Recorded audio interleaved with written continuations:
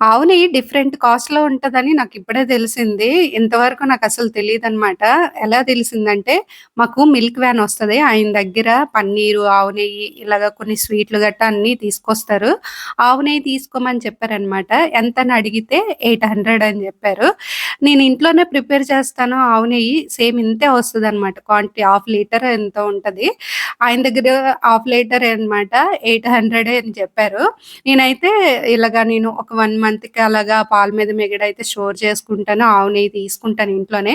ఒకవేళ ఇది అయిపోతే నా దగ్గర నాకు మళ్ళీ కావాలనుకుంటే మార్కెట్‌లో తెచ్చుకుంటాననమాట సూపర్ మార్కెట్‌లో.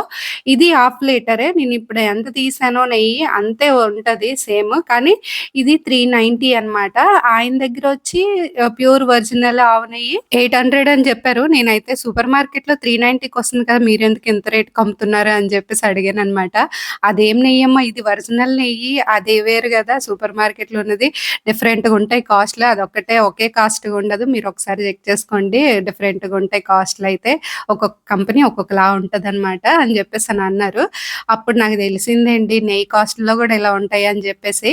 నేనైతే ఎక్కువగా ఇంట్లోనే చేసుకుంటుంటాను గాబట్టి నేను అంతగా అబ్జర్వ్ చేయను. ఒకవేళ అయిపోతే సూపర్ మార్కెట్‌లో తెచ్చుకుంటాననమాట.